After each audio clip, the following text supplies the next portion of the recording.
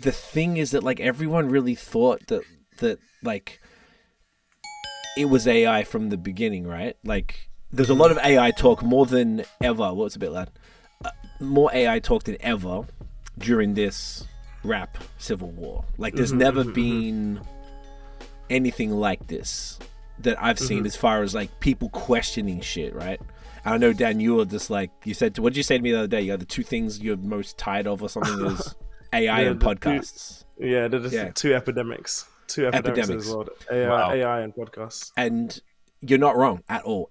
And this is when we were talking about this and y'all were like, I feel like you guys clowned me a bit, and I did think the Drake one was the original Drake verse was AI, and I heard I don't think I can play it here, but I sent through a video of this dude, that producer named Curtis King. He does a bunch of these like viral video shits, and he played both of them. He did the thing where you pull away the music. What's that called? You know, EQ it out, Nosh. You know what I mean? Like, so you can just hear the vocals.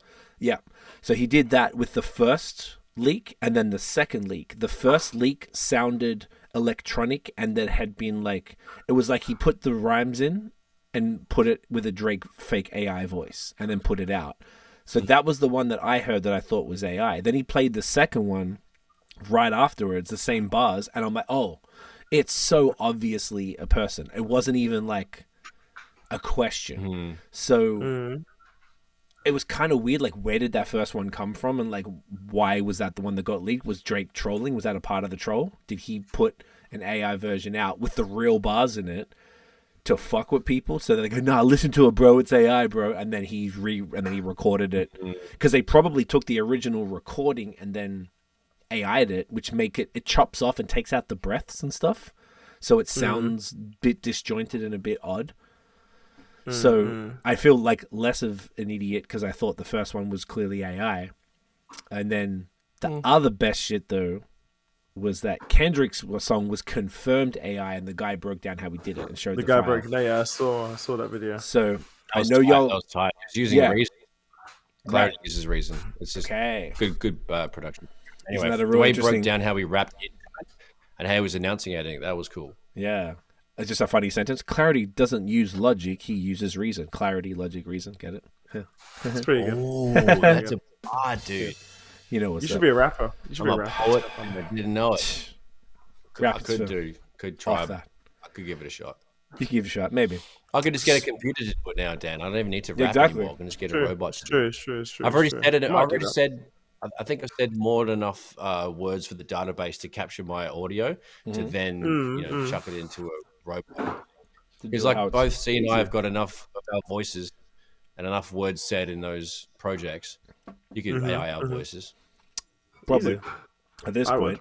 So then question. I don't shit anymore. Like anyway.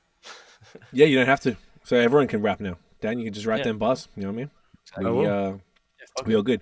So what do you guys reckon? So this was like the first, the shit that was like the second. Okay, we're going to talk about it all later because I'm not going to get into it right this very second. There's now multiple other songs and people like every time something dropped, everyone was like, oh, that's AI, which is kind of what you were referring to, Dan. Like a kind of like a bit of a whack. Like it seemed a lazy approach, right? Though in hindsight, it was actually fair because these songs, well, Kendrick's one was AI, and I said that from the beginning because it didn't sound right. Something about it sounded weird, and it didn't sound like how he would flow. Like it was there's too much going on for a diss track. It didn't make any sense. And then the first Drake one sounded like that. So I feel a little more redeemed that I'm like, okay, I'm not a fucking complete idiot. But how much more of this are we going to see? Just 2024. Like, do you guys think that this AI shit is going to like fuck up the game a bit more this year? Music-wise? Yes, in music specifically. It's going to confuse people. It'll confuse people, but I don't think it's going to be such a big thing like when it like first dropped. But I feel like I feel like no one really cares that much about it in music nowadays, and everyone can kind of tell it's not. So I don't think it's going to blow up. I feel like it kind of peaked, and now it's kind of like everyone's just going to question shit. But no, at the same time, no one's going to take it serious until people confirm shit, you know. When you say that, what do you mean? Like when they confirm that it is AI, or confirm that they did it? That they did it. It's like, you know, the Drake like leak not being AI, but then like the Kendrick leak was AI. But then I guarantee you, for example, if Kanye didn't go on that podcast and reveal the verse, and it just got leaked on the internet, people would have said this AI, like 110%. So right. I don't think it's going to be a big thing. I just feel like it just adds to skepticism, you know. It's the new fake news for rap songs. Yeah, it's the yeah, new fake yeah. news. That's a great. I'm gonna write that down. That's a great. That's AI, a the new fake news. Well, it's like a spoiler, but it's not even accurate. So, like, what are you doing? Just creating cunts, like speculation, anxiety to spark because the internet's full. That's what it basically is. Yeah, cunts just it could be this. We've already talked about a bit of that too. So yeah, I think the AI stuff is going to continue to confuse cunts until it gets better to the point where you can't tell whether it's a person or not, because most of us can tell that it's fucking whether it's dodgy or not. Some are so much better than the others, but there's always that sort of lack of quality digital fucking air shit thing I can always tell. Like if I listen to it in headphones, I can tell you straight away. And also you can tell because you said, the pauses in the middle, like the breaths get cut out and shit like that. So there's sudden stops and pauses and that's a bit of a giveaway too. Because an engineer isn't that careless. And if they are, they should be paid for the job. But yeah, it's I think it'll just keep people speculating and being silly. So it'll go till it's good enough. And then what happens once it gets there? Like once we can't tell the difference anymore, then what? Then people like Drake or Kendrick should actually get on Twitter or some official platform and say, "Hey, that just came out. That's not me." And they should just nip it in the bud straight away, because otherwise you're gonna get cunts carrying on, and then it's gonna take a long time to decide what's real. Because we're still waiting for statements from people who will receipt Drake to say yes or no, or whoever. Was that last week? We were still waiting for someone to confirm whether it was real or not. That was last week, and then on Friday, Drake finally claimed push-ups and released it with a funny ass cover of a size 7 shoe, just like it's the barcode of a size 7 shoe, which is cool. Funny. Yeah. So I thought that was really funny. Sticker on the side of the box. Yeah, but he claimed it finally. That was what I had a problem with, and Dan doesn't seem to think so. It'd be good, interesting. It's what I had a problem with was one. You could look at it as him trolling, not claiming it, it leaked, but it feels like it was put out by Drake on a burner. He let it fester and shit. I see people talk about how rap beef has fallen off because now all of a sudden people are moving the goalposts and people now have to claim their tracks. Yeah, if it's not all of a sudden, bro. If you Hit 'Em Up out, it's out on a CD with Tupac's name on it. You don't. It's different era, though, But doesn't matter. But then, how do you know if it's real? If you're just gonna put something out, isn't that the weakest thing you can do? It's to me, that's you're not admitting that you did something. It depends. I don't know. I don't really care. I feel like he admitted it. At least it's kind of indirectly. It doesn't take a genius to know he admitted it before he confirmed. Well, how was it? The stories that he's sharing, or referring to it? The stories with the lyrics, him liking posts with the lyrics, and the actual song. It's kind of he wouldn't have done. He didn't do that for any of the Drake and the Weeknd track that was AI that blew up. That was probably the biggest AI track. It blew up, and he didn't say anything about it. I didn't like any posts about it. I think he was actually mad about it. This is not about AI. Oh no, this is about... I mean, if. Oh no, you're right. Actually, you're right. I went off on a tangent, but when it comes down to why is it okay? Tell me why it's okay. So okay, let me just set the scene. So Kendrick went on a song released on a platform, right? So it's got his name featuring. It's obviously him. It's on Future stuff. They're all connected. They're all mad at Drake. And now you've got someone else who's been mad at Drake for a decade saying these things. It's obvious. No one questioned if that was AI because it was on Future's and Metro's album. Right? Yeah. Cool. So then every other beef in history that we've heard beforehand, Cole put his fucking song out that might delete later off that, even though he did delete it, but everything else before then, back to back. Charged Up, the Meek Mill song, fucking all of the girls that were beefing. I think wasn't it Nicki and Lotto or something, and it was Nicki and Cardi. Nicki and Cardi Shaw, and then all these other girls were beefing, Megan and somebody. Megan and Nicki as well. Perfect. And then fucking, obviously in the 90s, there was a whole bunch of different beef. There was Ice Cube and Common, there was Park and Big, and there was a bunch of, like, I guess even like bridges over from like Boogie Down Productions in the 80s. Like, people put it out because the thing about hip hop, and this is what I think that maybe Gen Z doesn't understand, like, this is like you as like a human. This is like your word. You put in like your life, your shit on record right here on that, right? So like that's why anyone saying whack shit and wasting it is so whack, because it's supposed to be, this represents me as a human, and like, are you a waste man? Are you really like that pathetic? You don't got nothing to say? Like, is that really what you're about? Like nothing. Right. So if someone like Drake, who is clearly about a lot, that we all have a lot of respect for, who we know has got bars and is obviously one of the better, at least in the mainstream, is obviously one of the top tier rappers of all time, but also in the mainstream for the last 15 years, close to, he responding to someone who, like, by not, it's like responding without responding. There's something about that is pure. It's weak as fuck. It's so weak. There's not like, yo, this is my shit. What's up? Otherwise, it's like throwing rocks and hiding behind your tall friend. That's really what he did. By putting out a leak, you're like, hey, look, I didn't do it. Oh, I don't know, bro. I don't know. No, like a little tweet, share a story. Fuck off. He still confirmed it though. But he didn't. When did he say, hey guys, push-ups available now? Until Friday. It was 7 days later. It doesn't take a genius to know. It's not about the being a genius, though. Because it's claiming it, not knowing that it was real. You have to pretend that he was like, he was like, this isn't me. This isn't me. He very much was like it's obviously him saying it's him without him saying it's him, kind of thing. So why is that okay? Why is that not pussy? Why doesn't that matter? Why not standing? Like, because do you not stand on your word? Are you, as a man, do you not stand on, like, if you say some shit, you're not going to go bitch. You'll come to me, you'll say some shit. I'll be like, all right, that's what's up with Dan. You're not going to be a pussy and go around it, because I know you're not a pussy. So if you did some shit, I'd be like, that's some pussy shit.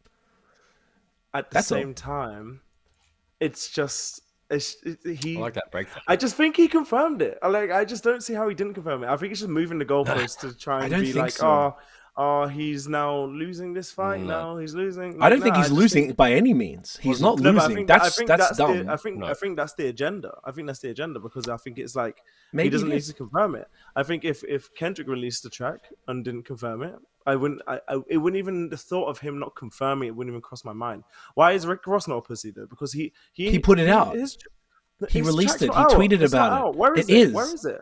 Let's go to Apple Music right now. IG video up. It's called Champagne Moments. The day he went into the studio, he put him in the studio in that red room, and he was playing the song in the background, and then they put it out. I think they did and he's laughing. So they dropped it on the same Friday that Push-Ups dropped, which was just Friday just passed. And I think they did the thing where Drake released the second diss track that Taylor made on an Instagram thing. I think Rick Ross did that first, like put it out on a tweet or on a Instagram, like a Reels with like a static image. And then they did Thingo. So to me, Rick Ross was like, hey, fuck you, Drake. I'm getting jumping in on this. Here's me in the studio laughing about it, playing it in the background in a million. I know he went crazy. He's off his head, but he's like putting all these, posting too much. And so he made it very obvious, like, hey, this is my clap back. So you think it's better that he's been more overt about it, as opposed to him being more subliminal? Okay, stand on business. I don't see any correlation between that and standing on business. I just think unless Drake, regardless of Drake, unless Kanye, for example, Kanye, his verse, let's say he didn't actually confirm it was him, but it's out there. It's out there in the world, yeah. But then if he doesn't confirm it, to me, the thought of him not confirming it doesn't even come across my mind. It doesn't even make me think, oh, this guy's a pussy. He doesn't say it. To me, it's like, oh, he's definitely got something cooking. It's coming. But even if he doesn't release it, he said this. It's like real. He's at least somewhat confirmed it's real. Depends where you heard it. Because I think it would be weak. What Cole done, for example, or like not even just Cole. If Drake was to be like, oh, this wasn't me, guys, this wasn't me, then a week later he released it. Yeah, I get that. I completely agree with your point there. But he didn't do that. He still, at least semi-confirmed like that it was him. Subliminally confirmed, I would say. Subliminally Like you got to follow the breadcrems, like fucking Hansel and Gretel. And I think that's hilarious. I think it's hilarious. I don't see it anything like that that's means a new game. I don't like it. I think it's trolling, and it's trolling for sure. It's an interesting marketing strategy. It's just trolling. That's all it is. Yeah. No, you are so delayed. Shorting that. Yeah. Like your video is really? like 5 seconds after you. Yeah. So maybe you could even probably my internet. It could be the internet. It was lagging a bit before. I don't know. Maybe it'll fix itself, or you could log out and come back in if you want. Up to you. It's not that much of a big deal. No way back. Okay. Okay. So like the thing with the claiming, right? This is I want to just differentiate it and be sure of what I'm saying so you get it. And even if then you probably won't agree, but. Like I said before, Kendrick didn't need to claim it because it was on a released album, right? And he didn't even post about it. So I'm saying this because you could have said, well, Kendrick didn't claim it. Where was his tweet about it? I think Kendrick didn't need to claim it because being the song was out on a major label released album on all streaming services everywhere, you don't need to say anything else. That says it all, right? The difference between... And then Cole, same deal. He didn't say anything. Surprise album, 12 songs, last song, diss track. Boom, puts it out under his name, major streaming services. Everything's there. It's very obvious. It fit in with the rest of the album too. Like sonically, like everything about that worked, right? Ye doing it. It's not out yet that I'm aware of, but he's confirmed. Yeah, he's confirmed. He confirmed it on the podcast with. It is out actually. It's stream. You can get it on Yeezy.com. I think. I did see that. Yes. Okay. Yes. You're right. You're correct. I did see that. So then, the difference with Drake is because it was a leak, right? The thing about the leak that's funny that it leaked. So it means he's either got a leak in, this is what we talked about last week, leak in a crew, or he did it as a troll. Obviously, at this point, I think we're pretty sure he did it as a troll, including a potential AI version that is yet to be confirmed, whatever. But whilst you are correct that he did like subliminally confirm it by liking tweets, by posting lyrics and stories and doing all this sort of subtle shit, the fact that he sort of, there's something about that, like having this out there in the ether that was positioned as fraudulently being leaked, that we're pretty sure anyway, but say they ran with that story, and him not just standing on that shit and being like, yeah, I said what I said. It's like he claimed the tailor-made. If he did with that, like what he did with tailor-made, and just put that on Instagram like that, I wouldn't say shit, bro. It was like there was a whole week. Go. What about Kendrick not saying anything? Isn't he worse for not saying anything versus him? No. For example, him. I just clarified that though. Yeah, but he hasn't said anything. Obviously it was already out, so we know it's him. I'm not talking about that. I'm talking about the fact he hasn't responded. It's been that's pussy. Look, trust me, I'm not. Okay, we can get to that in a second. That is worse. We can get to that in a sec because there is. It's horrible. I think I think there's two sides to it. I think there's a side to saying, "Hey, bro, this is like fast paced. It's 2024. You do a dish. You got 48 hours to respond. Blah blah blah." Right? Or Kendrick is kind of like.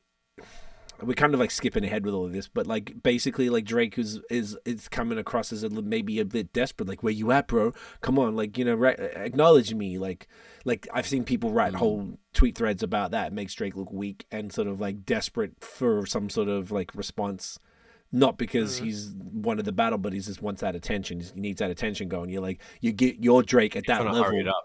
Trying to hurry it up, and when Kendrick's like, suck my dick, you're gonna get it on my own time. If I take 2 weeks, if I take a month, that's what it's gonna take.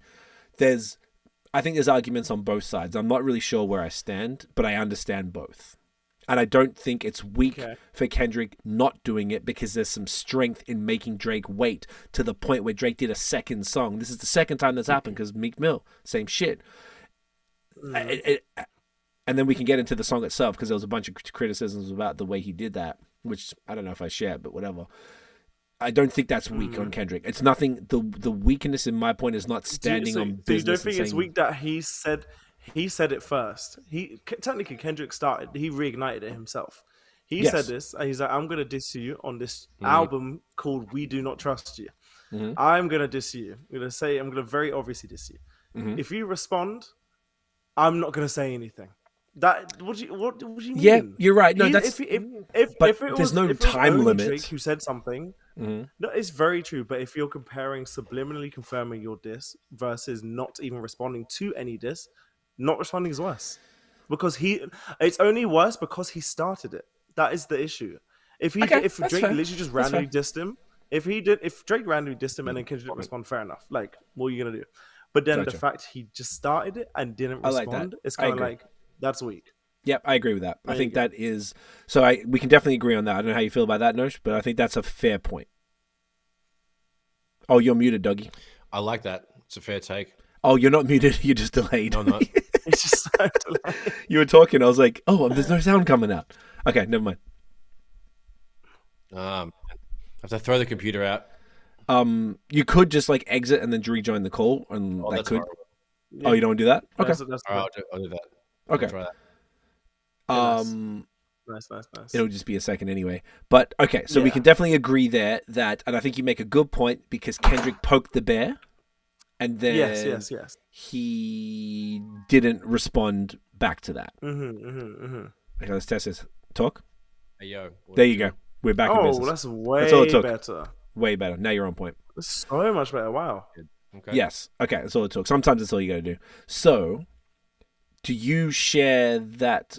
It looks like we have a point of agreement here that it does look weak on Kendrick for not responding in a timely manner to something that he started, but it could also be positioned as a place of strength in that he's making Drake look like he's sweating because he's like, oh, I'm going to do a whole song, and then he didn't even claim it for a week, and then 2 days later he drops another song that it was pretty clever from a troll perspective, and it's like he's got 2 songs in the span of a week. I would completely get it if Kendrick didn't say anything initially. I'd get that point, but so you think that there's an implied timeline now because Kendrick started it? Yeah. So you both think there's a timeline because he started it, and he's obviously called this cunt out, and he gave him a box back.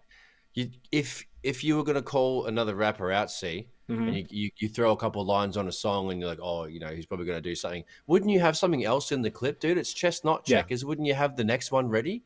Personally, I would. Of course you would. But why hasn't Kenny got? Or is he waiting and being a cheap cunt because he wanted to see Drake sweat? But maybe make some tension. You know what I'm saying? Like, yeah, but the thing is, because he called him out, I would have had something ready to go when he sent his first one. Okay, so both of you guys are feeling that. I think there's 2. I understand it, but I totally get it. So what is a reasonable time frame then? If Kendrick dropped like that or whatever, the verse on that, what was that like? At this point, it must be like 3-4 weeks ago. 3-4 weeks ago. I'd say 2 weeks tops. No, you know why? Because they had I Still Don't Trust You, a whole other double album after that they dropped. So it must have been a month ago, and time is fucking blinking by. So then Kendrick dropped that. Drake didn't respond immediately either. Drake responded. Do you know what? Let's find out because this is going to be important. When did Future Metro I Don't Trust You? That was 29th of March, I think. I think it was 29th.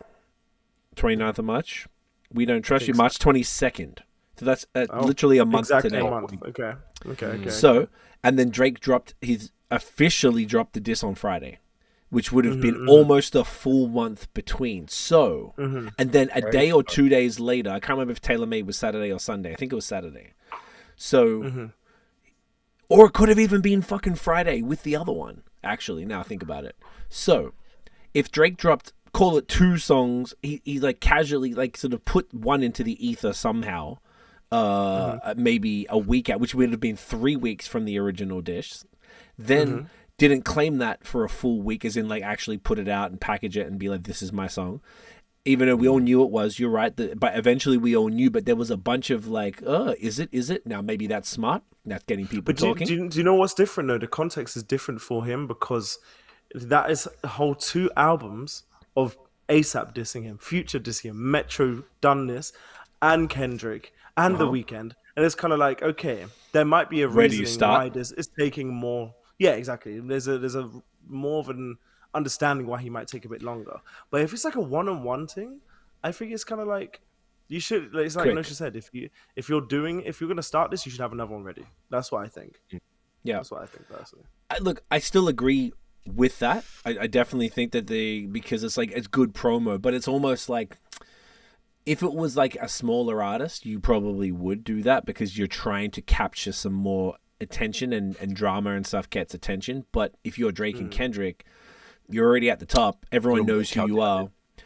Yeah, I feel like it's the impact on them, their career is less than on that. Now, think about it from Drake's perspective. Everyone is, and I think it's pretty obvious. It's pretty clear he lost he won Meek, but he lost to Pusha because he didn't respond to Story of Adidon. He said they kept saying. And this is the other thing. They kept saying, oh, man, he's got a grenade in the clip. If he lets it out, it's fucking over. And then he didn't do it. For whatever reason. Maybe Jay Prince talked him out of it to stop the beef, whatever. So he lost that one. So I think Drake is the one big blemish on... Right. The big blemish on his career is Pusha T. And he'll never recover from that. That's what everyone has been saying. And I agree. I don't think it's that serious that he'll never recover, but it's the one big L on his fucking, on his resume. Now, this to me is Drake's probably like, he's like, oh, finally, I'm not giving up this time. I'm going hard. I'm going to take it all the way because I can't take another L like that. Not to this guy who's like a foot shorter than me and blah, blah, blah. Whereas like Pusha's like a little crazy and he'll do whatever. Even though to him, when he talks about it, he's so casual and calm. He's like, it's sport. Just playing someone fucking around. He doesn't even have any menace, and he's saying all this stuff. He's not playing fucking around. He's crazy. I'm like, he's crazy. I love it.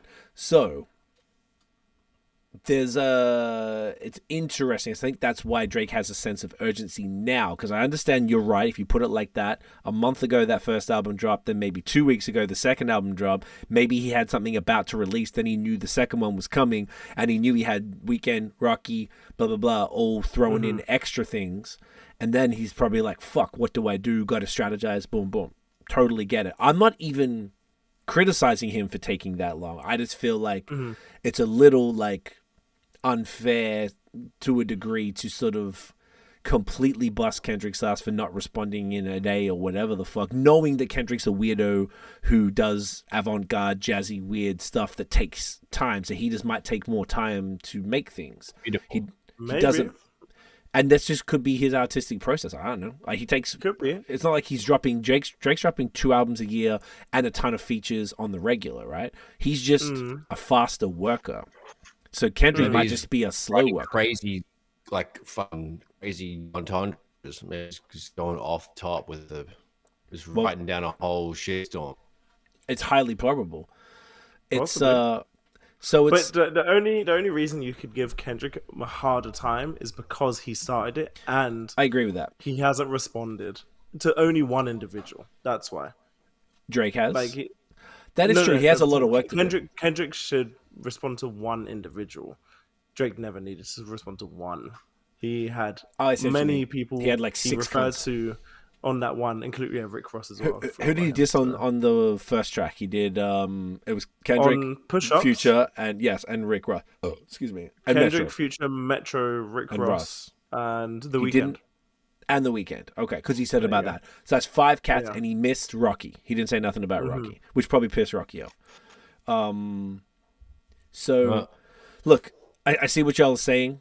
I feel like it's look, I wanted this fucking response as well, but I feel like it's like, I feel like you could say that that's fair. I think it's fair what you guys are saying, that it probably would be better if he did it soon, and I still feel he's gonna hurry up, but also it better be longer. If he's waiting this long, it's got to be ridiculous. I'm expecting top tier. That's why. Yeah, if he's working 8 hours a day on that bitch. If it's not immaculate, I'm gonna be pissed at you, Kenny.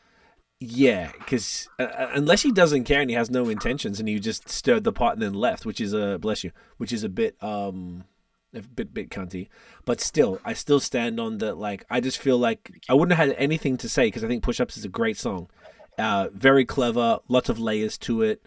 I think it's fantastic.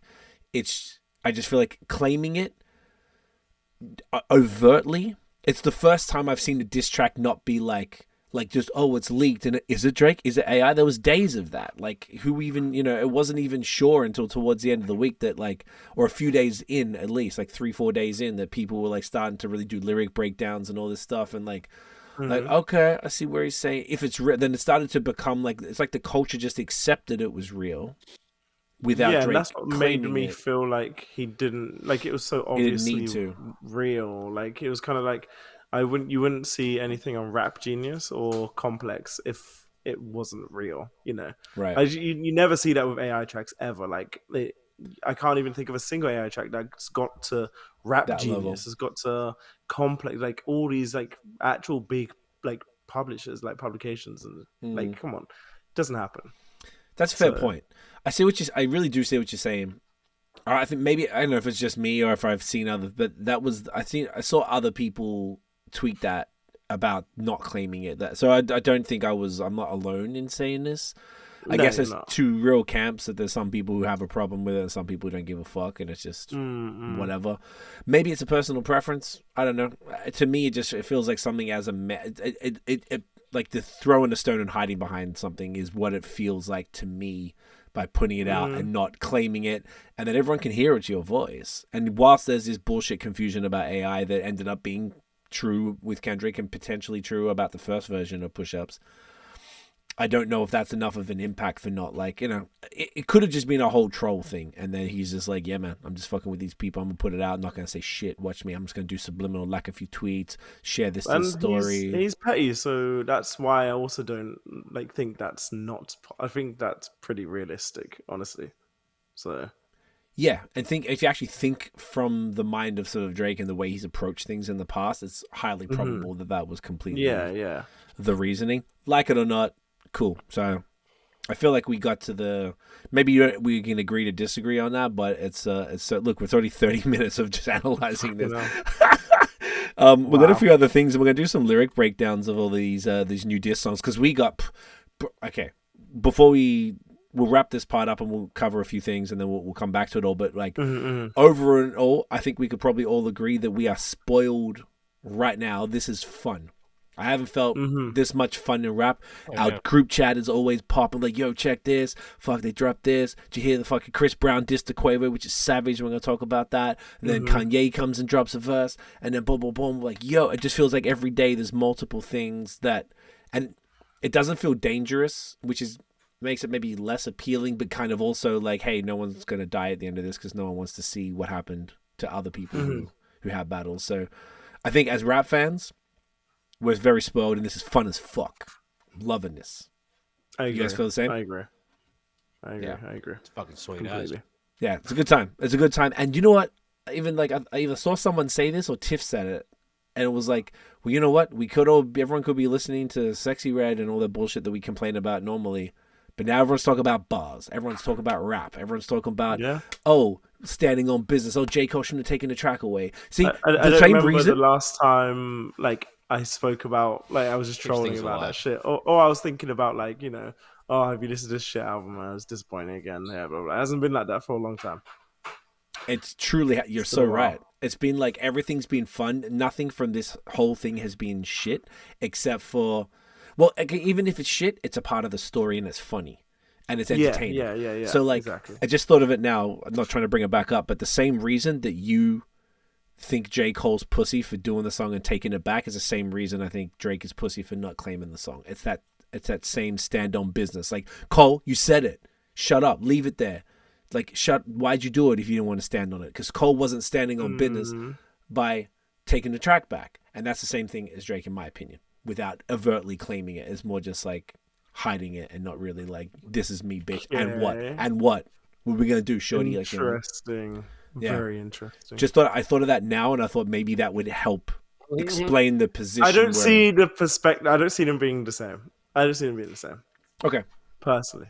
Fair enough. I was just trying to put some shit out, but maybe it's okay. It's okay. Cry more. I'm really not crying. I'm laughing a lot. This is a lot of fun. So I just like saying that. Okay. You do. It is funny. Speaking of that, I just want to say, guys. Okay. So I'm the sports guru of the podcast, right?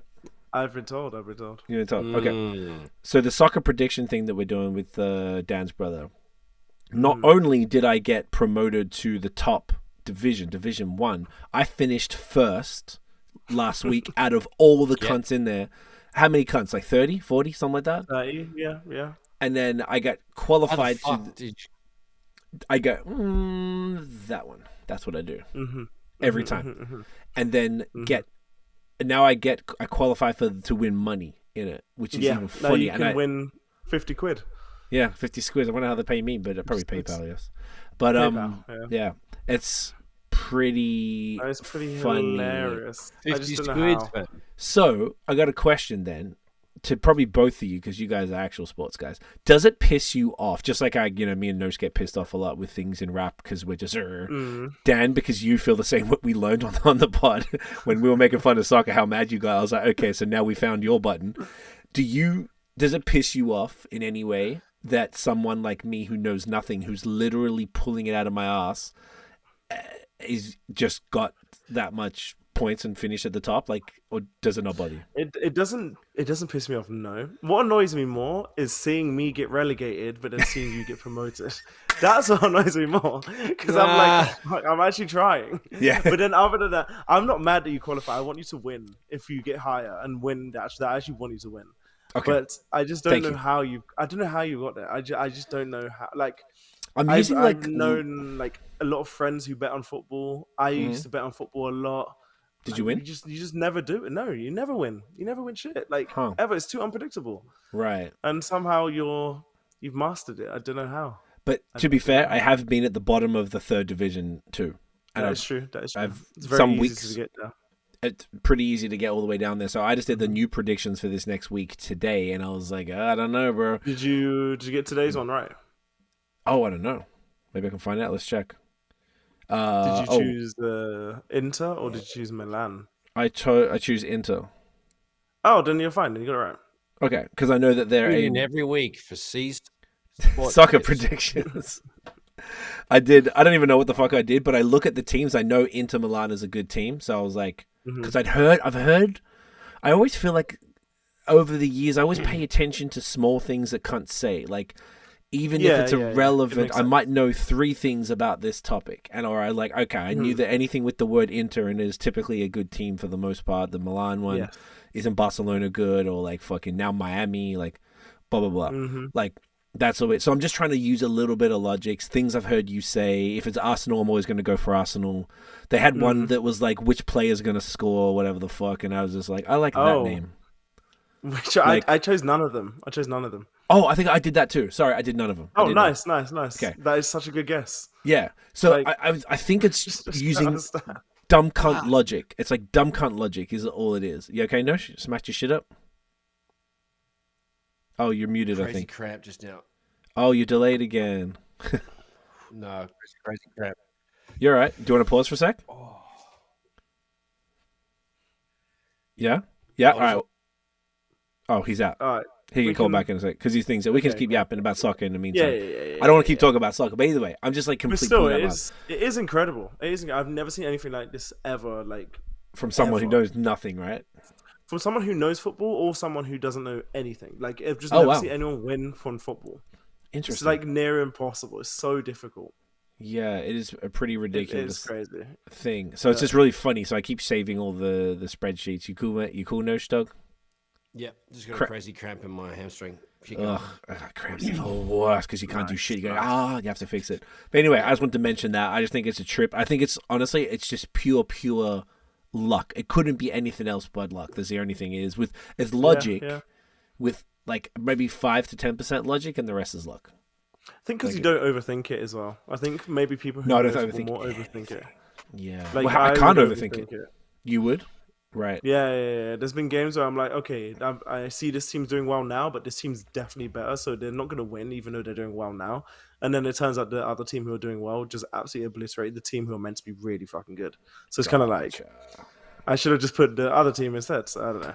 I don't know. Right, because you know too much, you may be letting that. I know too much. Around, like, that's it. I know too much. Yeah, and sort of like, I guess there's like a happy medium. Look, I don't predict that I will continue to dominate like this because I've had like a fucking sick week and then like 3 shit weeks and then a sick week. Like, you know, it's and it also depends on the performance of everybody else too, right? That is true, because I think this week, Darren was saying it's like the hardest week it's been because I think everyone got like no points or something. I think the week the week you won, you finished on 10, and I think people usually win on like 15 or something, 15 or 17. The week you walked away with it. The what? The week you walked away with it. Walked away. But you know what? I didn't know that. So that means that everyone else wasn't performing super good, and I was able to. My guesses were good enough to get to the top to get it there. Yeah. So I just find it hilarious, and anytime anything good happens to me with sports, kudos. Yes, thanks guys, thanks. Sports. Okay, okay. So I have a quick bar of the day. Okay, please. For Dan, this is once again, it's something that Notion will. You know the rapper, absolutely. So this is one of my favorite songs by this person ever. Okay, I'm trying to think of the. Okay. Maybe I'll just do this one. Okay, I'll do this one instead. Should I give you like 2? Okay. Let me guess. It's common. No, I will. Yes, it's common. It's not a bad idea. That'll be hilarious. Next week, do a common line. Okay.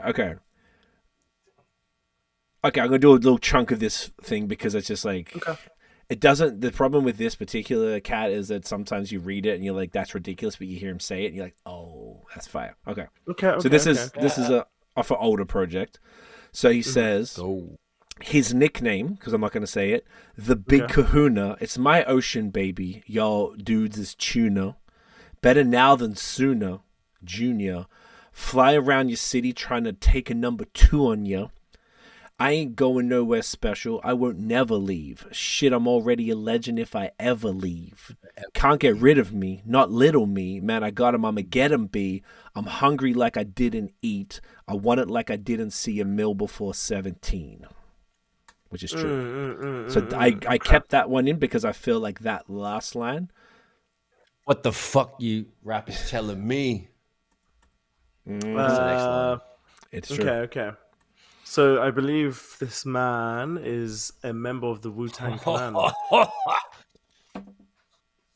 Goosebumps. Yeah, I love this song so much. I can hear the delay. It's actually really bad. Sorry. Okay. It's a member of Mobb Deep. No. Okay. I'd probably say he's... Think about the person. Think about that last line that I said. I want it like 8 since he was 17. Is what you're saying. Say that again? He hasn't ate since 7. Like, it's like he hasn't ate since he was 17, is what you're saying. I want it. So I mean, I'm hungry for success in rap. Yeah. I didn't see a mill, like $1 million, before 17.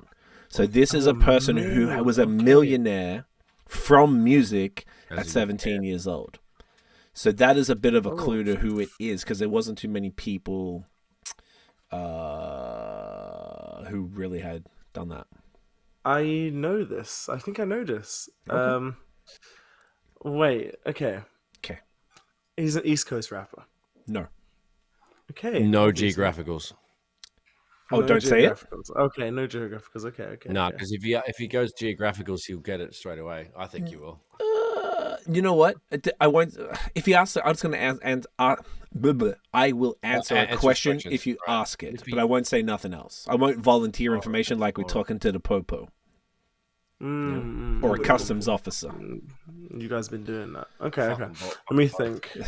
17. I'm trying to think. So it's an older rapper, as in like before 2000s, like. Technically, but they started to pop. When did he blow up? I would say, in my opinion, 03 would probably, but technically, it's kind of slow. What's kind of, what are you talking about? The beat's kind of slow. The beat for that song. Okay, what's that got to do with anything? I'm just thinking for Dan to if he's trying to picture the beat, I don't know. Sometimes the like the flow of the. Okay, I see what you're saying. You're trying to maybe think of the flow of the person. I don't think that'll help here, but that's a good. Do you know what? No. That would help me and you, I think. But maybe it helps me. Yeah, yeah. What can I tell? What can I tell this guy? Away? Yeah. Okay, so then how do I say? Okay, he released stuff in the very late 90s, but I didn't like it, and it was regionally popular, and then he got popular on a larger level. I would say between 03 and 05. Okay. Yeah. And he's very, very active today. You're a fan. He's like my age. I think he's born year after me. Wow. Jay-Z. No, Jay-Z's like 50 something. Relax. Oh, so you're okay. You can't. Let me think. So I'm trying to think of a rapper that was big in the early 2000s, but then he was fucking rich. Fucking rich before. You kick yourself when you see who it is. You'd be like, oh my god, of course, yeah. It's just. Ask more questions about him. Okay, yeah. Let me ask more questions. Was he a part of a group? At one point, yeah. Okay, Scarface would be too old. Yes, but okay, I'll say that the group itself, he got really famous off the solo music. The group. I didn't like is here nor there. The group was popular probably more regionally. Okay. Would I know the group? Maybe. I don't think you wouldn't know the other people in the group for sure. I wouldn't know the other people. Okay. But they're all they were mildly successful raps. Some of them bigger than others on their own. But as the group, like they had a bunch of albums. I don't know. I didn't like any of that stuff. Okay. Okay. Has he been involved in beef? No. I don't think so. Yep. Yes, he has, or yes, he hasn't. Yes, he has. Oh, okay. I can't even think of it. Who is he beefed? Another person from the same region. His name started with J. Are you not saying it on purpose, or are you? Because I don't even know what you're talking about. Yeah. Because didn't he beef with Juvenile? Oh, yeah, that's true. Okay. Right. There was a couple of small ones. Yeah, I think he might have been something there, but it was nothing like what we just spent 30 minutes official, talking about. It was just a couple of shots back and forth. Yeah. Okay. How old is he? Exchanging lines. He'd be 42. He'll be 42. Okay. Yeah. So I'm just running through the list. Yes. Okay, I think I need to know geographical location. Okay. I think I need to know. Ask some questions. So, would you say he's a West Coast rapper? No. Oh fuck this! There's only two coasts I fucking know. Can I say? Do you know postcodes? He won't I know 305. Does Dan know? Like area codes. I said the line. Remember? Off air. The line from the 504. What? From the 504? 504, yeah. That's the city's from. Isn't that fucking Montreal? I fucking know what that's it is. 514. 514. Okay. So it's from the 504. The 504. That's obviously like Chicago, I think, is what I'm saying. No. Okay. All right. You know what? Let's say this. It's not Rick Ross. He's 50. I think he's 48. Yeah, he's a bit older. Okay, what's another thing we can tell him, Nosh, that's not going to be like small things? He came out when he was like 11. He found out as a rapper when he was a little boy, and he got famous from a little boy.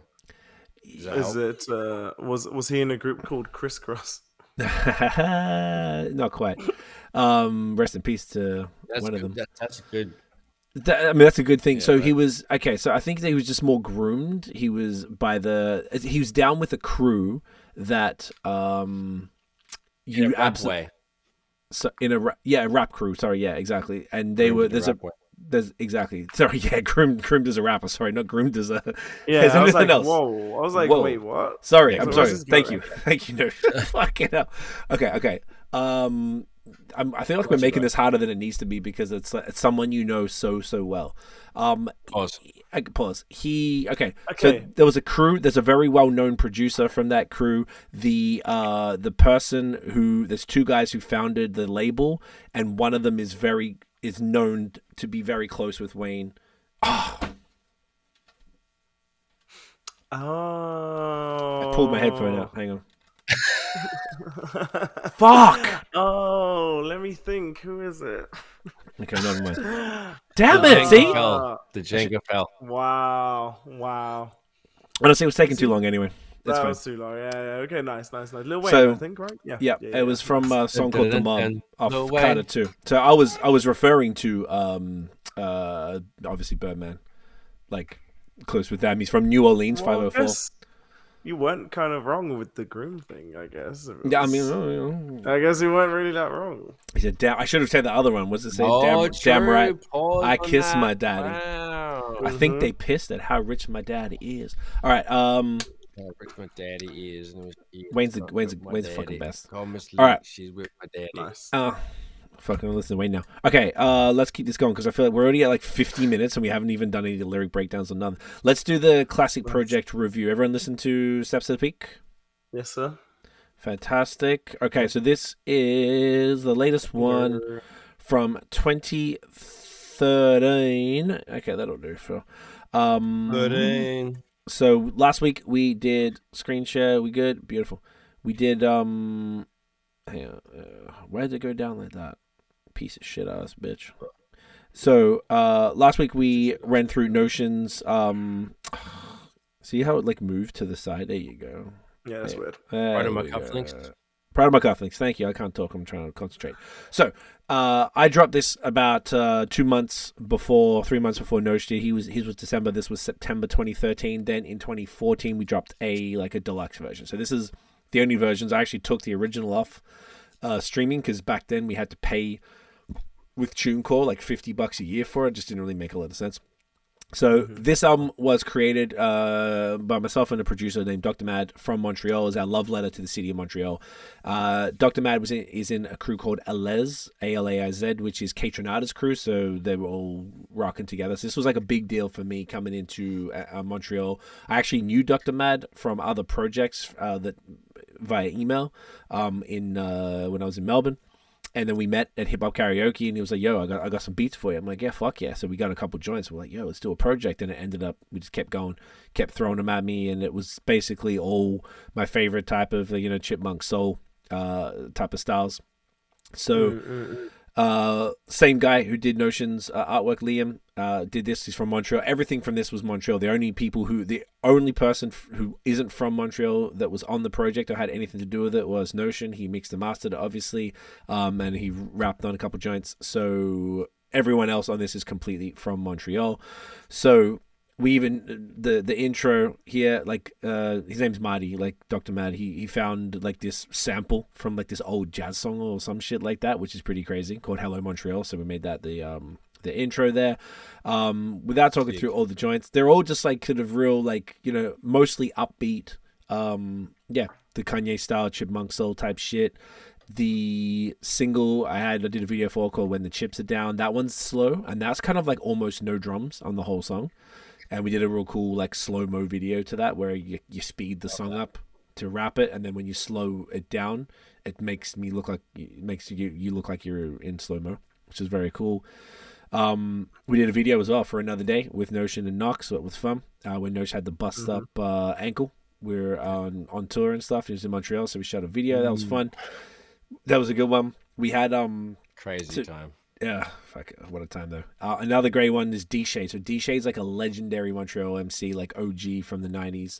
He was a host of our event, Hip Hop Karaoke, that we used to run. So got really good friends with him, and so we did a bunch of songs together, including some videos. So he was on this one. Such a champion. We had Green Hypnotic on there, who was another rapper from Montreal. Who's super cool.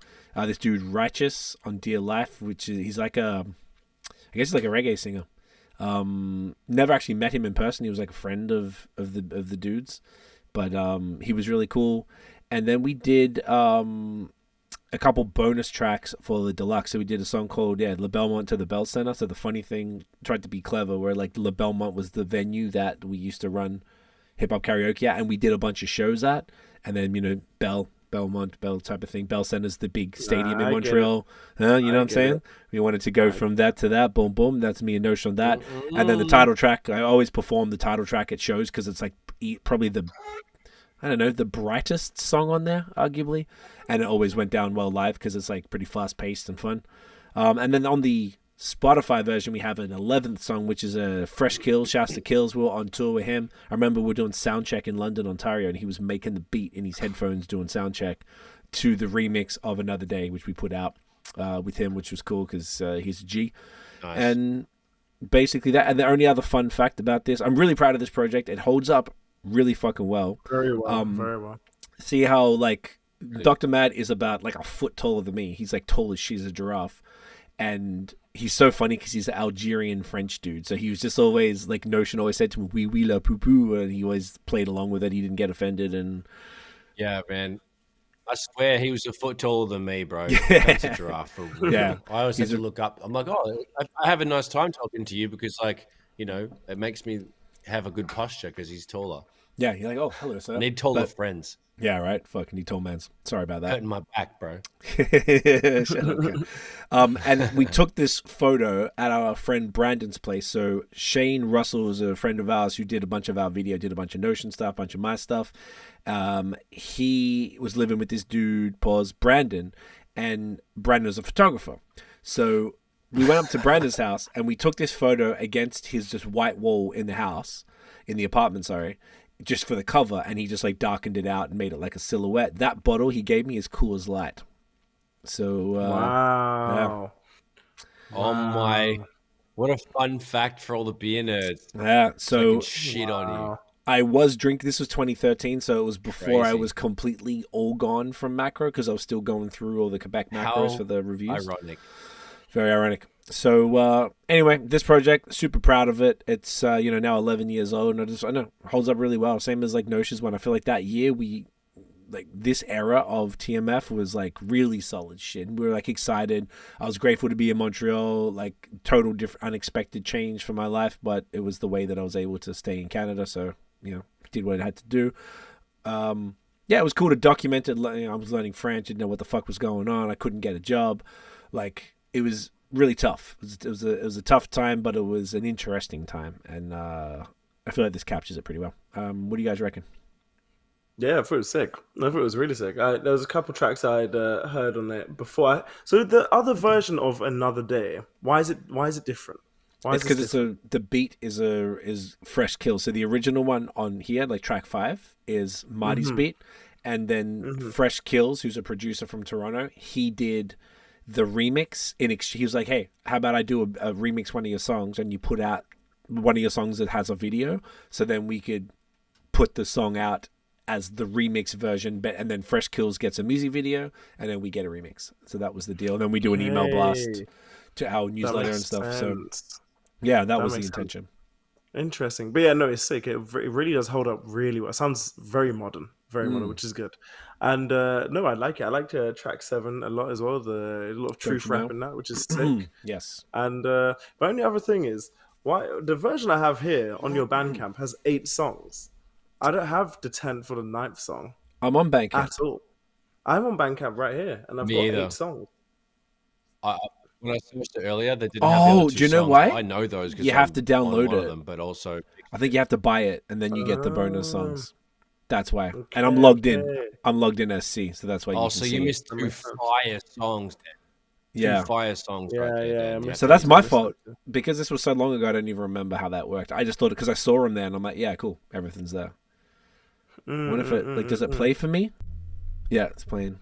Yeah. So interesting. Sorry about that. Well, I guess you can always check them on Apple. They're on Apple Music as well. For those two. Okay, but yeah, cool. sick shit. Fuck yes. No anything to sprinkle on top of that? Yeah, I love this project. Yeah, it was great, man. I love the the real real soulful boom bap shit that Marty did, and I had a great time mixing it. He did a great job making the beats and mixing them and getting them all leveled out. So I didn't really have a problem with this. I didn't have like there's a few songs that had like crazy stems, but for the most part, it was really well organized and delivered to me. So didn't have too much of a trouble with it. I just had a good hold on this one. So mixing wise, this was like a pleasure, and it sounds pretty damn good. Because when I heard it today on these speakers, like I kind of been, these are the ICYMI speakers that I'm, the cam's coming from. They're very revealing. So if anything is shit in a mix, it'll be this, it'll tell you. So when I heard this, I was in the kitchen, I was getting things ready and setting up, and I wasn't mad at all. So it still holds up, and that makes me very, very happy. Nice. Love that. And this is all still when I'm using Pro Tools to mix in. You're right. This was Pro Tools days. I can picture myself recording still at the old place. Yeah.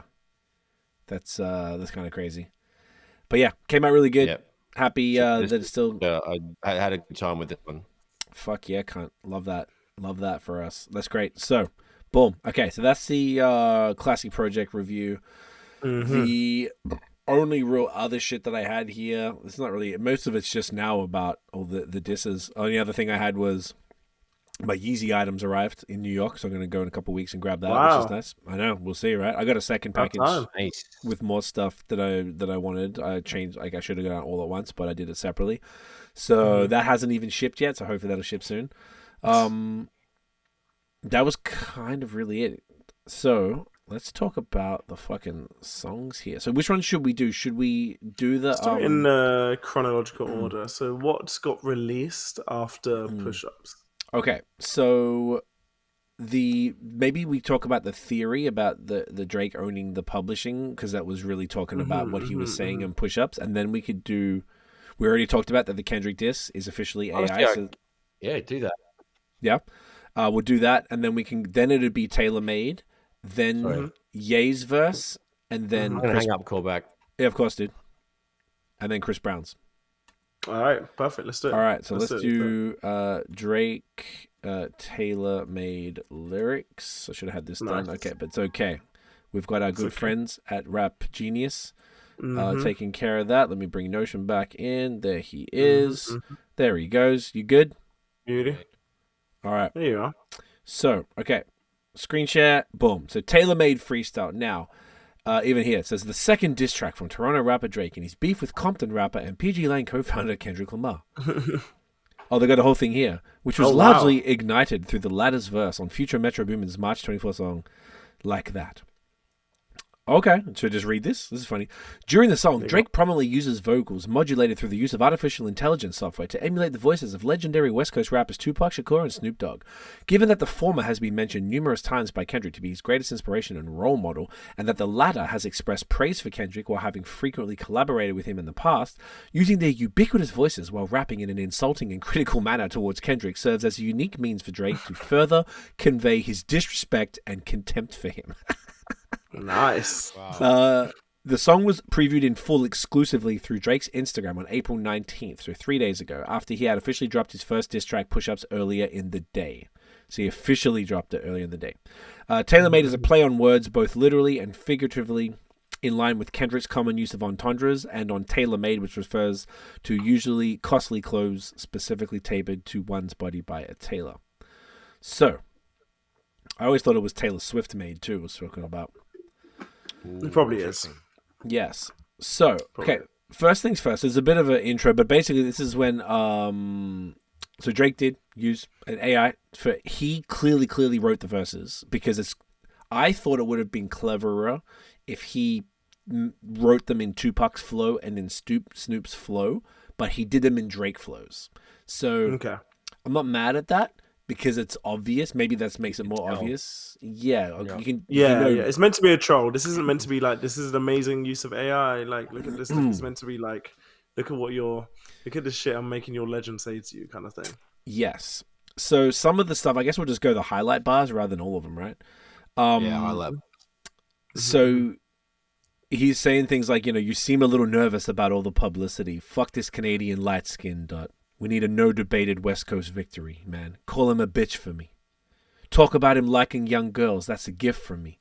Heard it on the Button podcast. It's got to be true. So the interesting thing about that, apparently, that's Drake's way of, apparently, like Fantano was saying, it's the most genius way of downplaying. It's the Eminem 8 Mile thing. So Drake has apparently been, you know, with Millie Bobby Brown from Stranger Things. Now he's seeing Lato's younger sister.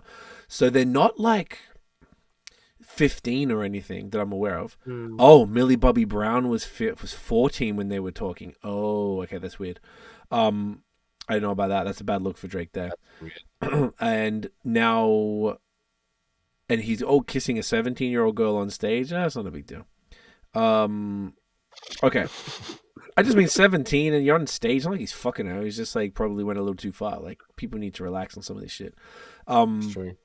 But talking to a 14-year-old via text, I don't know about that. That's some bad parenting right there. So this apparently was him softening the blow, knowing that Kendrick was going to talk about it through the voice of Tupac. So Drake isn't saying it himself. It's like he's saying it through Tupac, which makes it a little less poisonous, I guess. So it's kind of genius. It's kind of a genius move to soften that down a little bit because it's not a good look right here for Drake, unfortunately. So that was that part. That's pretty funny. They told me the spirit of Machiavelli is alive in a dude under 5'5", so it's got to be you. That's pretty funny. There you go. Kay, you got to fuck this dude girl. He got to get abused. I don't know about that shit about burning tattoos. I don't know what that's about. Yeah, I don't know. Oh, because Kendrick says that. On like that, I'm snatching change and burning tattoos. Oh. Okay, that's funny. You gotta leave this motherfucker broken and bruised before we really lose. You asked for the smoke, now it seemed you too busy for the smoke. I won't lie, the people confused. That's good. That's really now you about to give this shit another week and fall back to the homegirl who running numbers up. I would have refused, which is Taylor Swift.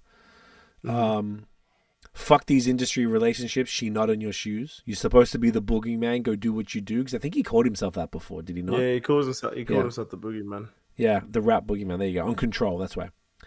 Oh, there you go. Unless this is a moment that you tell us it's not really you. So that's, I don't know. It's like the thing with all of these. We're saying this. I don't know if we said it off air or on air, but like all of these Drake ones, all of them, all two of them, but they've been very like, they're not super obvious. You got to really look at the lines and listen to them and like analyze them. So it's like a cleverer situation rather than like a, you know, whoa, like in your face shit, which we'll get to when we get to Chris Brown stuff.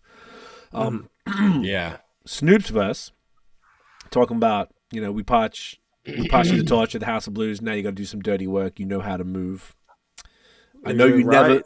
Yeah. Right. Yeah. I know you never been to jail or wore drum shoes and shower shoes. Never shot nobody. Never stabbed nobody. Never did nothing violent to no one. It's the homies that empower you. But still, you got to show this fucking owl who's boss on the West. Now it's time to really make a power move. Because right now it's looking like you're writing out the game plan on how to lose. That's good. Oof. How to bark up the wrong tree and then you get your head popped in a crowded room. Is that like from something? Okay, just saying like, oh, for all the dogs barking up the wrong tree. That's cool. Yeah. World is watching this chess game, but are you out of moves? It's so funny how like it's obviously written by Drake.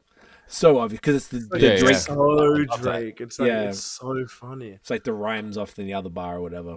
No, right now you seem posted up without a clue on what the fuck you about to do. He just wrote 3 verses and then put the other 2 cunts' voices on it. Yeah, literally. The same flow the whole way. Yeah, the same flow the whole way. Very obvious. Like, oh, that's good. That's why he gets away with it. He wasn't trying to be Pac. He wasn't trying to be Snoop. I mean, he gave it a good solid, but it was his flow and you could tell that the whole way through. I just think he knew it would get under his skin more if he hears it from legends, you know? Yeah.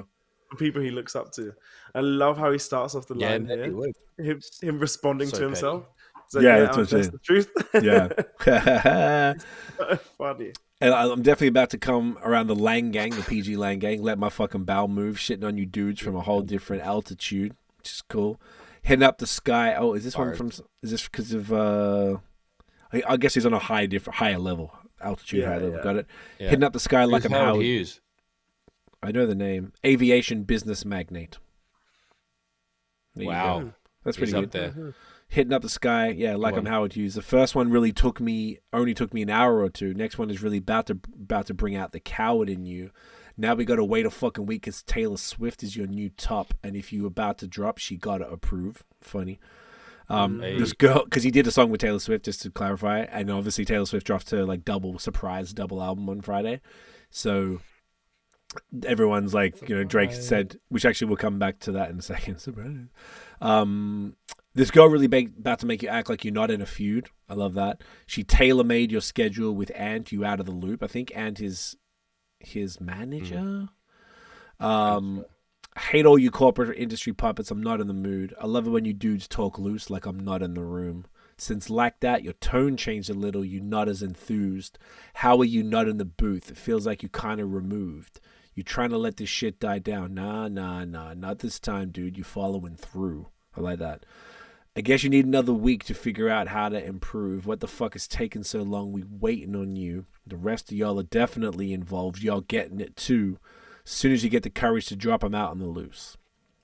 So that's the verse. And then he just said some shit at the front. He just, at the end, like, Taylor Swift's biggest gangster in the music game right now and how he moved his album when she dropped. Saying that, yeah, she's got the whole PG Lang on mute, like the Beyonce challenge. Quiet for the weekend. I know you're in the New York apartment struggling right now on the notepad doing lyrical gymnastics. You're about to have a motherfucking quintuple entendre on that shit. Some shit I don't even understand. The shit better be crazy. We waiting on you. So, I don't know. Overall, I like it. I don't really have anything negative to say about it. Obviously, it's a pretty strong troll. He's not really saying that much in it. Like, it's a few little... That's like... He's trying to get it out. He's just trying to, like, slap him in the face. Like, oh, he's trying to annoy him. He's trying to annoy him. Not even it's like trying a little fly. Like, piss him off. He's trying to annoy him. That's what it is. Yeah. Yeah. We'll see. And it's the only downside I saw to this. Once again, I thought it was dope that he just put it on Instagram, and that's where it is. It's just, even if it just stays there, I think that's cool too. I don't think he has to put it on streaming. By the way, just to clarify, to claim it, just put it on your Instagram or some sort of official thing that's like, here's the song, type shit. But I like the way that this one did, and I thought it was extra funny that he did that on the same day he dropped the other one, like officially dropped Push Up. So, it's a lot of two things all at once. Not too dissimilar to charge up and back to back. So the next one. Okay, so that was the tailor-made bars. Now let me just go to the quick theory. Technically, I probably should have done this. Am I still sharing? No, I'm not. Okay. No. Okay, I have this here. Let me go here. Screen share. Boom. All right. So I was going to read this out because obviously there's people listening who can't hear. So people are saying this is ridiculous, and there's absolutely no way it's true, but it's worth putting out there. There's a new working theory in the industry that Drake may own Kendrick Lamar, Future, The Weeknd, Rick Ross, Meek Mill, and other artists' catalog and publishing, and that's the real reason behind the beef. In order to fully understand the levels to this beef, we need to take a look at the artists beefing with Drake and the labels. So it's got all the labels listed out: Rick Ross, MMG, Nav on Republic, Weekend Republic, Metro Republic, Kendrick, Interscope, Future, and Epic, and their parent company, and how they're all, there's like a infographic on how they're all related and shit. Drake's $400 million deal with Universal now comes into play as Universal Music Group happens to own Interscope, Kendrick's label. Could it be reasonable to assume the rights and publishing of other artists were included in Drake's $400 million deal? An official figure has not been disclosed, but it is the biggest deal in music history, surpassing even Michael Jackson's $250 million deal. So that means it wouldn't be taking it from Kendrick, it would be getting a share of it from Universal, which is, that's a stretch. They're just saying words. I mean, you can't prove really that at all. The theory of Drake owning the rights to Kendrick's music becomes more plausible as Drake refers to himself as Michael Jackson, who is known to own the rights to the Beatles catalog, Elvis, Bruce Springsteen, Rolling Stones, Cher, and many others from various artists. In 2004, Michael Jackson purchased Eminem's catalog after Eminem dissed him. That's funny. And then also he's got the Prince if to that's King real, one. that's ridiculous. Yeah, that would be, like I said in the chat when Dan sent this, I was like, if this is true, this is that's checkmate. You can't beat this. Like, you can't beat that at all. Like, this is right, rap, fuck raps. It's like, I own your stuff, you fuck. Like, you're my bitch. Like, you can't beat that. It's, you know, it's pretty dope. So Drake is also speculated to be a silent investor in Gamma, a record label owned by Larry Jackson, who's from Apple, who happens to be the label where Rick Ross is signed at. And Drake wasn't on the Meek Mill Rick Ross album, but happened to post it on stories. Interesting. But what does Larry Jackson have to do with Drake? Drake appears to hint to his relationship with Larry Jackson and raps about 20% ownership of certain artists' rights on CLB around the time Ross signed to Gamma. He said, "The 20% of you that we own is my Tootsie's money. Somebody get Larry Jackson on the phone. I need some ownership if we press and go because business is booming on behalf of me. I need a bite out of Apple like Adam and Eve." That was a family first one was Champagne Poetry by Drake, and then Lil Wayne Family Feud was the second one. So, interesting. Drop and Give Me 50 is may actually not be in reference to Top owning 50%, but rather Drake owning 50% of Kendrick's catalog. If you re-listen to For All the Dogs, certain lines start to make more sense now. He's been taking shots at all these artists who he now owns. So on First Person Shooter, he said, "Man, if your pub was up for sale, I'll buy the whole thing." And on Away From Home, he says, "Who the CEO of Universal? They mistaken because Google's saying Lucian, but that just doesn't make sense. Who filling up the piggy bank? Who bringing home the bacon?" UMG, so Universal Music Group, and Gamma are the owners of Republic, Interscope, and MMG, Rick Ross's label. The Weeknd, Ross, Nav, Metro, and Kendrick are all signed under these labels. It sounded crazy that all these rappers would team up against Drake over a girl. It makes more sense that it's over money. And on a song called The Remorse, he says, "I'm more like Bernie with all the earnings that they came off. Trust me, it was nothing light, Holmes. They tried to give me a slice of the pie and I took the knife home." And they say that's why it's probably been, this is old, so this is probably why it's been 4 days and still no Kendrick response. Bro may have just realized that Drake owns 20% of his entire catalog. So, fucking fair stretch, but interesting nonetheless. Very interesting. It's possible. Yes, it's not like a crazy theory. True, it's the best thing ever. I couldn't believe that. Yeah, it's here we go. So I don't know. I saw people online in the music industry go, "This is like actually ridiculous." So I don't know. Who knows? Who knows? Who knows? Yeah, who knows? So I mean, either way, if it is any sort of, if there's any truth to it, it's it's a wrap. That's fucking. I like crazy. that theory though. I do like that theory. It's pretty sick. It's pretty gangster. It's pretty fucking gangster. So randomly, yesterday, Kanye jumps in the conversation. Yes. Kanye wasn't involved in this at all, but we all know he's been jabbing at Drake for a minute. So he dropped a verse on the Like That remix, which is just him and no Kendrick's not on it, Future's on it, and Michelle, which is weird. So let me bring this up. And okay, so this is Kanye's verse. I might as well just run through it because it's not that long. Can't stop, won't stop. I just fuck your bitch in a Sean John tank top, which is obviously a Diddy jab, but I wonder why he's saying that because Kanye's referencing Can't Stop, Won't Stop, okay, from... Oh, and Kendrick had referenced the album on Like That. Oh, Money, Power, Respect. Gotcha. And then Future, I just fucked your bitch in Gucci flip-flops. Gotcha. Okay. And then Sean John, probably just controversial, maybe saying that he's like fucking Diddy or something like that. I don't know. You treat a bad bitch like she average. I treat a bad bitch like a fat bitch. Unnecessary, but that's funny. Should have never let me get money again. On my Cat Williams when they get funny again. Yeah, you tried to. They tried to count me out. I like that. We just hit a number one. We right back, gang. 500 down on the bottom, 500 up at the top. I guess that's Titanium Grills call that Smile on the Rocks. That's funny. Oh, okay. So it's like a Nelly thing. 500 grannies in each. Top of the mouth, bottom of the mouth. Okay, cool. I done had everything that you're able to got. I invented drill too. I ain't gonna lie, it was chop. He invented every genre. Okay, I know about that. Another one, volume 1, then it's 2 and 3, Vultures on repeat. Still feel like Pablo drug dealer chic. Pluto sent the drones, obviously Future. It hit like Metro beats. It's a rap for dudes. Where's Lucian? Serve your master. You caught a little bag for your masters, didn't ya? Lifetime deal, I feel bad for dudes. You're so out of sight, out of mind, I can't even think of a Drake line. Play J. Cole, get the pussy dry. Play this shit back 130 times. Mm-hmm. Yeah. Mm-hmm.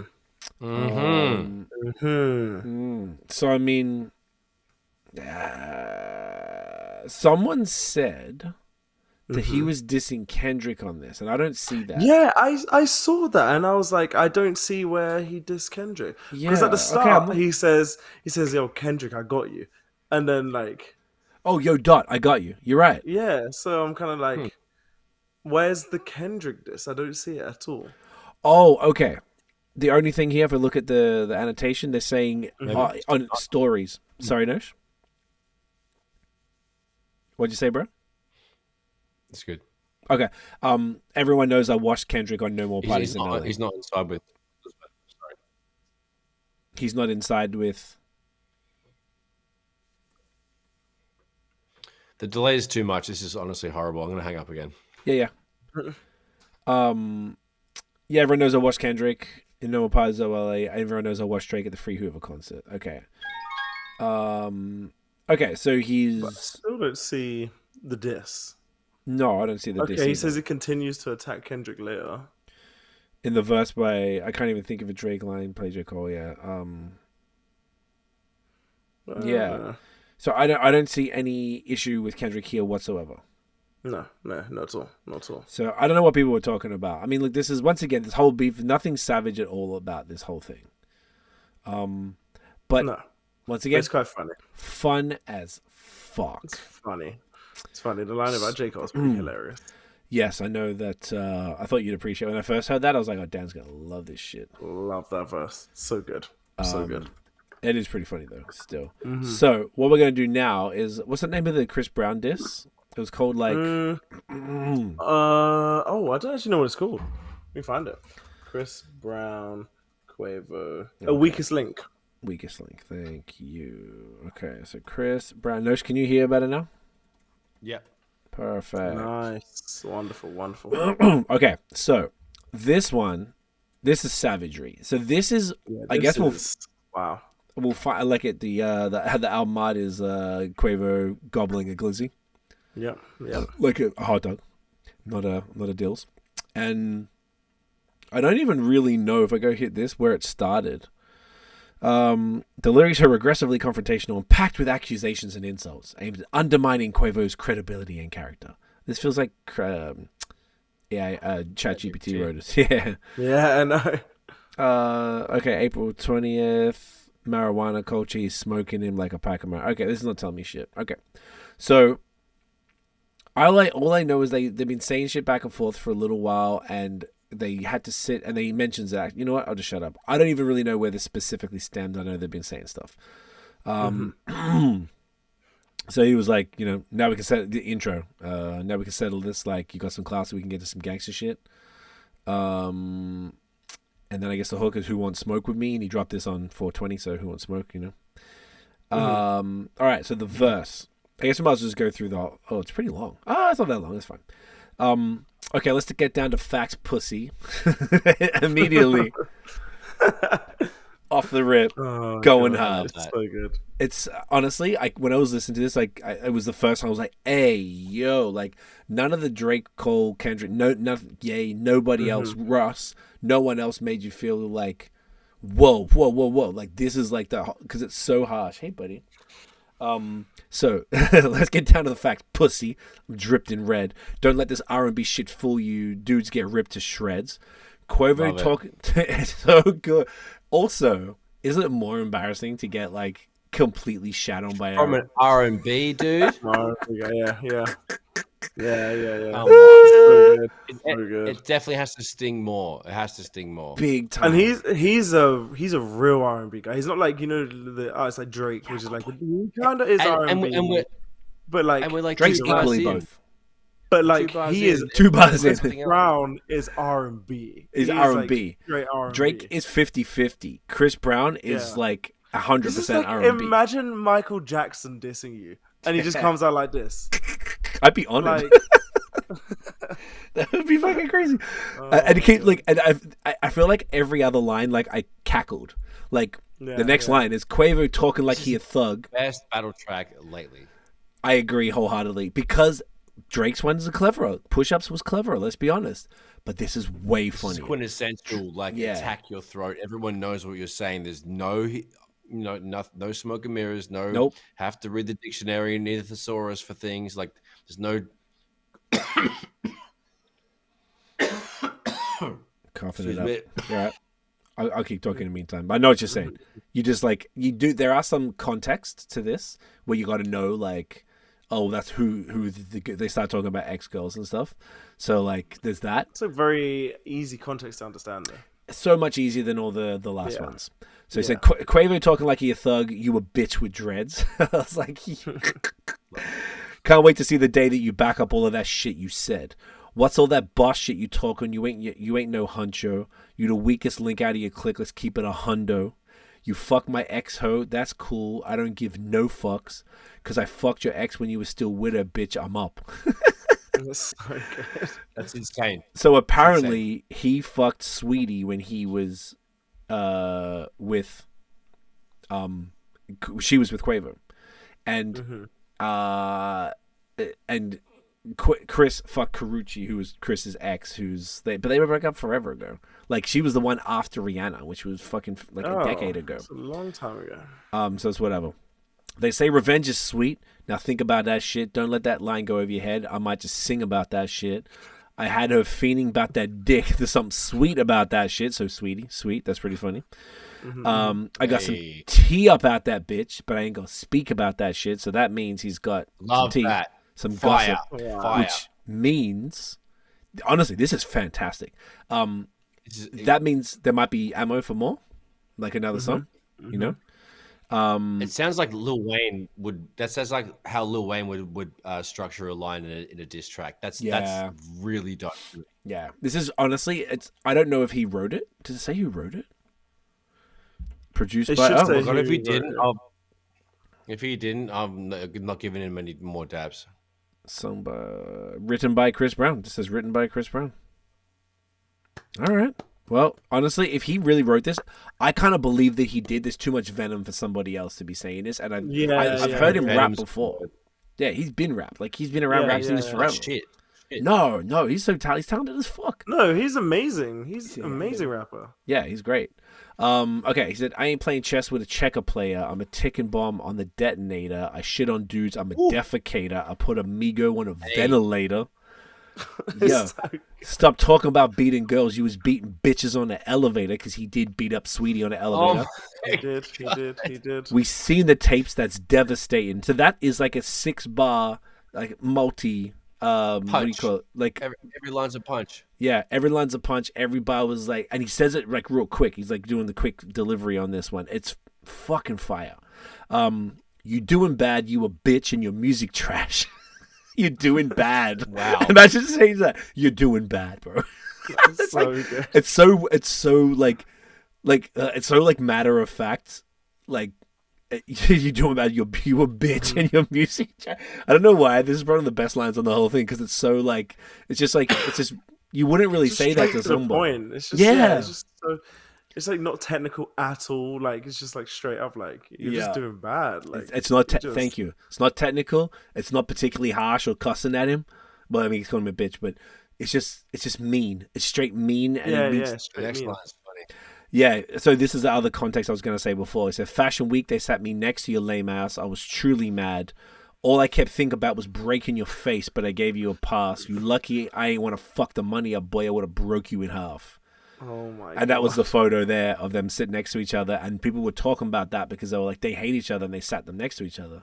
So it was, and even Chris said, can't pick who you sit by. Fuck all that gross shit. Dude's not going to fumble my bag for little dudes. Nice. Honestly, it's not that I didn't really have any respect for Chris Brown because I always liked his music. We listened to his new album on the weekend. It's cool. But but this is fucking money. This is so fucking good. Like I really enjoy this. Yeah. Agreed. We're like half. We're nearly done. Quit trying to be tough. You ain't like that. Why you keep showing off? Quit talking about drugs. The only pack that I've been smoking on. I just hit my plug. Told him come back. I'm gonna need more than one. Your last album was a weed trade, just some bullshit that we roll up on. Not particularly clever, but it was dropped on 420. So nice little like play into the smoke. Hey Bear, I don't know. He's trying to get me to go because he wants to eat. You know it's on. Put you to bed, night, that's Sudafed. Show me that I'm tender, bitch. Time to prove what you just said. This is the worst part. R.I.P. Takeoff. He the only real one that got true respect. Crazy how when he died, everyone really wished it was you instead. That is fucking crazy. Oh my. That's quintessential. Like that's the kind of sting you have to come with a battle rap fucking line. That's really, really over the top. That's some Pusha T to Drake shit. That hasn't been seen much in the current things we've been chatting about the whole fucking podcast. This is the actual cutthroat shit that we need. This is personal. It's aggressive. It's straight for the throat, punch in the face, no holds barred, whatever you call it, and he's just going. That's insane. The first line, dude. That is, this is beyond insane. That's fucking crazy. It's like, how much do you hate him? Like insane. That's the question. How much do you hate him? Like, how much do you really hate this fucking guy? Like I think he's willing to have people be like want to kill him. That's like, how much he hates him. This is Tupac to Biggie on Hit 'Em Up. Basically. First off, fuck your bitch and the click you claim. It's insane. I feel like it's worse than that because he's saying, I wish you died and not your cousin. Yeah. Same energy, though. Same energy. Same aggression, but really, really turn same on the energy. knife. And there's none of that energy on any of these other songs. But they really do seem to genuinely have a hatred for each other. So I don't know why it hasn't gone there. Maybe they're saving the jabs if they like blow their load on the first joint as such. Might be too much. But I also don't think any of them are willing to die for these disses. I think this shows that he's willing to he's like, I don't care if you have you rap about shooters and shit, and like if you actually have shooters, cool. Like I'm gonna say this, I'm gonna say fuck this guy. I'm gonna say I wish you were dead. Come kill me, like kind of thing. He's gonna Is he saying come get me though? That's the only thing you can say if that's what you're gonna say. It's kind of like I'm willing to have people come shoot me. Like this is how much I hate you. So much I hate you. I don't give a fuck. I'm gonna disrespect someone, your literal cousin who died. I'm gonna say I wish it was you instead. It's kind of like you're willing to overstep any boundary, and that's kind of he's willing to die for this shit. Yeah, he has to be. Well, he's always known to be a little bonkers, so I mean, he's a bit crazy. I wouldn't be surprised. We nearly wrapped up here. He said, "You tripping, Chris? Don't say that. Don't lose your head. You done turned the big bad wolf on. Pause. These fuck dudes never knew revenge. This is what happens when a fuck dude push a real dude out to the edge. This is what happens when a dumb dude get fame and it get to his head. You gonna kiss this ring? Big fuck you from my middle finger. I'll tattoo my trigger finger. Bring real beef to your dinner table. My mental state ain't never stable. I know this shit gonna sting. I'll run your ass through the ringer. You just got buddied by a singing dude. Bitch." Bitch, just to wrap it up. I mean, like, fucking Christ, boys. Like, good. That's wow. I know. I mean, that's the song of 100% yes. That's the song. It really, truly is. Like, that is so intense. It's so a lot. Intense. There's a lot of feelings in that. Line. No, it's all just every line's a punch in the face or a stab in the guts. Every line, as it should be. Yep. Well done. I'll give that like a fucking 7.5 or an 8 out of 10. Yep. Yeah, man, give him a round of applause. Big ups to Christopher. It's good boy. Man. Bear, I'm doing a podcast. So that was the final track this week. I'm just double checking. Okay, so that's everything this week. We're up to date now. So we're at an hour and 33 because this is a lot of content, a lot of analysis. Like we'll wrap it up, but I'm like, this is amazing. This is what I want to talk about every week. If this keeps going on, we're just going to keep talking about it every week. So this is fun. So now next week, let's just finish up the episode on maybe what are your predictions. So by beginning of next week, what do we think is going to go down? Kenny's gonna respond. Oh, he's not. I don't think he will. Okay, no, I like it. Go out on a limb. He has to, dude. I think he will too. I want that to happen. We need it. We need it. I'm bored. Let's go. I think Quavo. I mean, yeah, Chris Brown and Quavo really helped us come back. Good one, actually. I just want that to keep going. Just keep the keep the amusement park alive. We need it. Rap is boring and shit. So let's go. Yeah. So no Kendrick. So No says me and No say yes Kendrick. Dan says not yet. I don't think Kendrick will respond. I think I can see a Drake track for Rocky, maybe, but like so. Hold up, from Drake to Rocky or from Rocky to Drake? From Drake to Rocky, I can see that. I like it. And Quavo will respond for sure. He has to respond. Unless he just doesn't respond and tries to kill him. That's the only thing I can see. Yeah, that's the other thing. Is in like I hope they don't take it to the streets because that'll be a problem. So then I wonder. No, we don't want violence. We want music. No. Yeah, just music. Do you think? Are we expecting? So a Drake towards Rocky, cool. And he said they're all going to get it. Do you think Drake would do a song? Like, would it be jabbing at Rick and Rocky? And I think now it's more clear that Future wanted this to happen. Okay, because it's kind of like with Kanye saying like Future called me and he was excited for the elimination of Drake. It's kind of like forgot about that. Like that is insane to say. Like, and what? I feel like he's got some. He's gonna say something to one of them. I feel like he'll leave the Kendrick thing for now. I don't think Kendrick will say anything, and I think he'll be like, "Fuck ASAP, fuck Future." Maybe say something about maybe. Right. But maybe. Yeah, I can see that. But I didn't even realize how much Future dislikes this guy. Like he hates him. It went 0 to 100 though. It felt 0 to 100 for sure. So. The only thing I'm thinking at this point is that, like, what the fuck did Drake do to these people? Like, what did he do to hurt them so much? Because it's a lot of hatred for a guy that's kind of soft. Like, what the fuck? I mean, but I feel like he does do dog shit. Like, I feel like he fucks people's girls and stuff like that because he can. And he's petty and emotional. Whatever, so like he could fuck people over. Maybe he's got an ego, and if he doesn't feel loyalty to you, he'll do whatever. I don't know. So I just want to know more. What did he do? Why do you hate him? I feel like more will be revealed this week.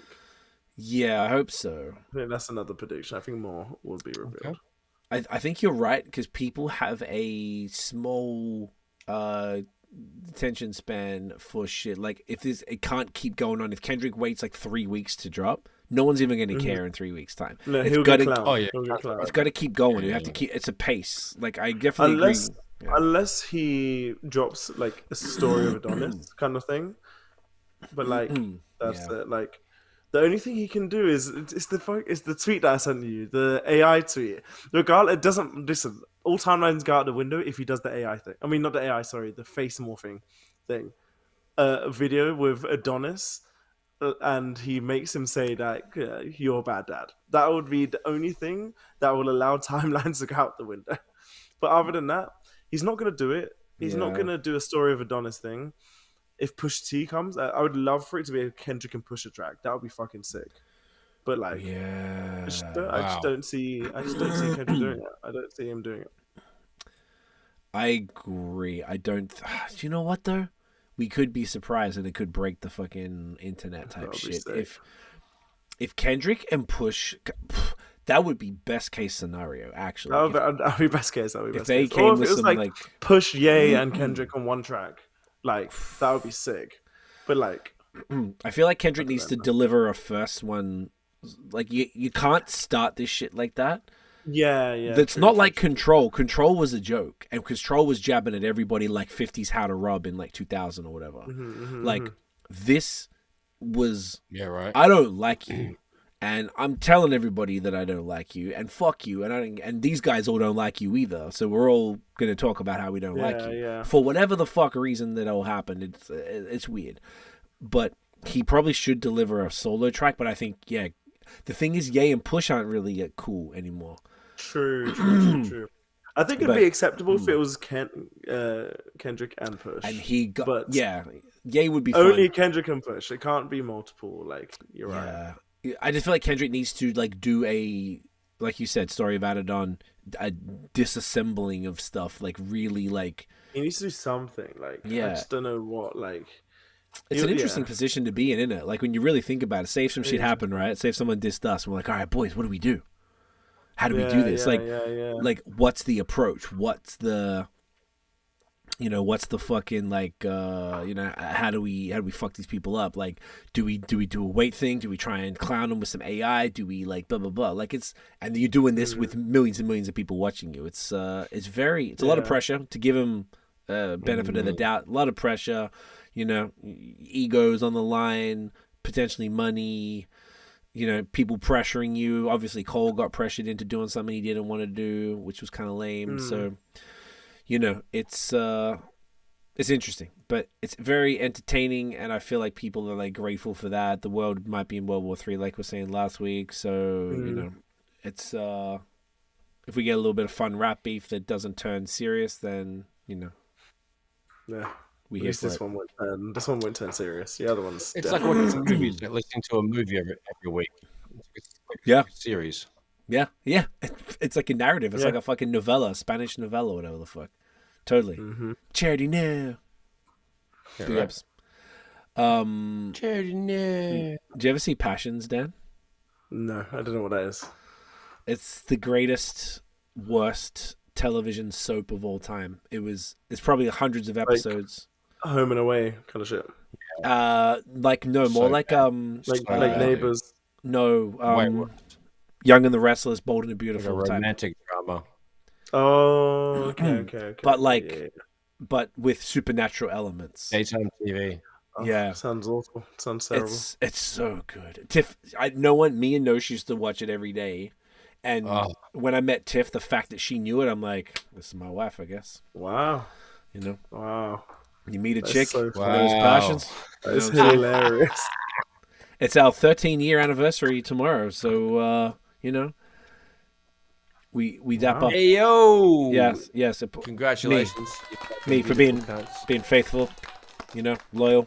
Unlike these rappers. Barrington's looking at me. So we're at an hour 40. This was good. I'm glad we got through all of this stuff. Hopefully our predictions are somewhat right next week. Let's hope for some more. Hope for some more. I'm excited. I'm ready to go. Dan, where they find you? HTF GXMNG, Twitch, and Instagram, Born Ollie Sports. Follow that for football shits. Gang. Oh, the delay. At Notion Baby on Instagram. I've been mixing and mastering lots of new shit. Holla at your boy. At Notion MTB on YouTube and Instagram for mountain biking. Get a trail up, yeah. Gang. CEEFOR, Instagram and Twitter. Guys, thanks for watching. At The Movement Fam everywhere. And at Bad Habits Pod on Instagram. Check us out. Spotify videos are up there now. Boom. And just follow us 5 stars if you're feeling frisky. And we'll see you fucking legends next week. Peace out.